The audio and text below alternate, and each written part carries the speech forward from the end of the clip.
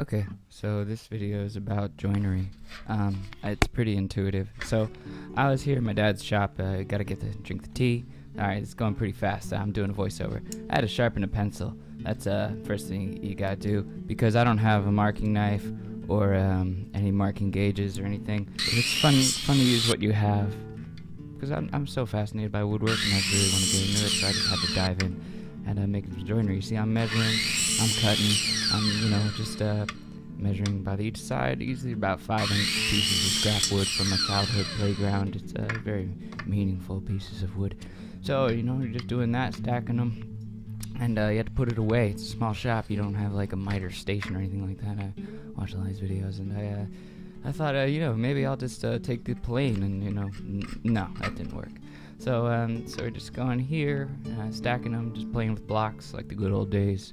Checking out, hey, stack them there, hey, who knows, what are we going to do with these pieces of wood? And so I started measuring, be careful there, started measuring the tops of them with the pencil that I sharpened, and I noticed using a pencil, the pencil line's pretty thick, and it leaves a lot of room for error. And this being the first cut I did was the only one I measured, and then I just started using each other ones as reference points, and you'll see how that goes. So I put it up in the vise, realized, hey, that's kind of tall, that's kind of stupid, let's put it over there.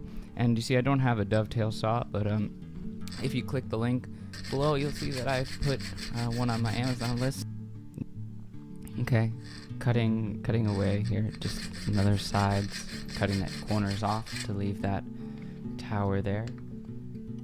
Tower, male part, whatever you want to refer to it at, the part that sticks out versus the part that lets something in. So it's pretty good. I struggled a little bit getting perfectly straight lines. I've seen some videos now of different saw technique and standing in line with the shoulder and using alignment. So next time I do that, I'm going to do that. I tried to touch up my bits with the chisel, ever so recklessly and ever so aimlessly. It's really helpful that I videotaped this, because I can see some safety things, some issues in my that I could incorporate better safety habits. So doing it again, and part of the thing I like about woodworking is it's repetitive, and each time you can get deeper into how you're doing what seems like the same, because I'm cutting it each time, but how can I get better at these simple tasks? So this time I tried to use a chisel to clear out the inside part, and a hammer. I know you should use a mallet, not a hammer. And also, I think if I did this again, or anyone who wants to do this, to have the notches, the width of the chisel, because here it's a little bit smaller than my chisel, so I was trying to get in there diagonally, and then I was trying to basically cut my thumb off. This is terrible technique. I'm surprised the chisel didn't go right into the area between my thumb and finger and get an artery or something, because it's a very sharp chisel. And you can see it's a little rough, but it's joined, it's together. And this is really bad chisel technique as well, because if one slip of that chisel is going right to my other left hand, poor left hand. Anyway, so I ended up using the saw to clear that up. I'm coming here, looking at that, and just measuring like this, just somewhat intuitively, continually, using the pencil to say, okay, that's it, and just measuring. And watching other videos, I know that I could get a lot of really helpful measuring tools. Hopefully I will be there.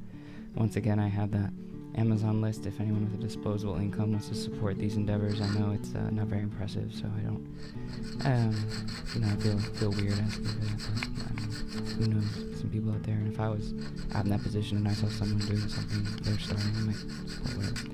So here we are, really cutting, and I started popping these off. It's meditation, enjoy. And that one fit very nice. I was happy with that. It fits snug, which feels good when they stay together on their own. That's the idea, I think, of joinery, is to make a nice tight hug of the thing. I popped through my very organized toolbox. I found a coping saw. I couldn't cope with using the chisel, so use the coping saw. I can weave it down there at the bottom, and not so carefully chiseling away, playing again once more just with the chisel, trying to make a perfect fit. That one I was proud of, because I felt like when you gotta hammer it in, it's nice and snug. So back to more measuring using each one kind of to make a drawing of what would fit in with it next. And just back to the same, chopping away. And it's really fun. I really love woodworking. I can't wait to make more. And I do a really cool thing with this 5x5 frame. You can see in the next video I post. It'll probably be up in a few days, because I use the frame to, well, you'll see, I guess, if you're one of my 7 subscribers. It's too loose, man. Too loose. Frustrating. It's too loose. It's alright. Get back on the horse. Make it work. Because you want to make things too tight rather than too loose. Because if it's too loose, you know, what are you going to do? And, oh! Good thing we got thumbnails there. My thumbnail got pretty scratched by my saw. My thumb's a little too close to my cutting. Now I practice some restraint. It's one of the things, you don't want to have your thumb in the line of the saw. But if you have a thumbnail to protect the top of your thumb, be grateful that you have a thumbnail. So, you know, just like I said, doing the same thing 4 times to make a 4-sided box. And now we have our 4th piece. I think it's we just have to cut one more notch, and it would be time for the final assembly. And I'm just excited about this last part. And, you know, my thumb's still really close. It's like I didn't even learn my own lesson that afternoon. I just kind of dive into things, and I'm working on being a little more controlled and calm. I remember when it came in, I was in a rush, and that I think damages your work immensely. Because I'm looking at it, and it's good, but it's got that loose corner down there. So what I did was I clamped it down, and I grabbed some like lottery pencils that were laying around. I traced the pencil. Okay, this is something called the pencil joint, and I drilled a hole just a shy bit thinner than the pencil was, and I took the pencil, placed it in that hole, and put a piece of wood down there for leverage, and just kind of hammered the pencil straight through my bridle joint to solidify it. And I like the joinery. It's strong. And then snips on the side snips, and we have this nice thing. And I had another loose joint right next to the pencil, but I decided to just drill a thin pilot hole, take one nail that's a little bit less in thickness, and hammer it down to give it some kind of folk art diversity. And here it is, final product. All set. It's the frame. Take a picture, and I'm real excited to keep going, because I'm bad at this, and that means I can get better. Let's do this. 5x5 frame.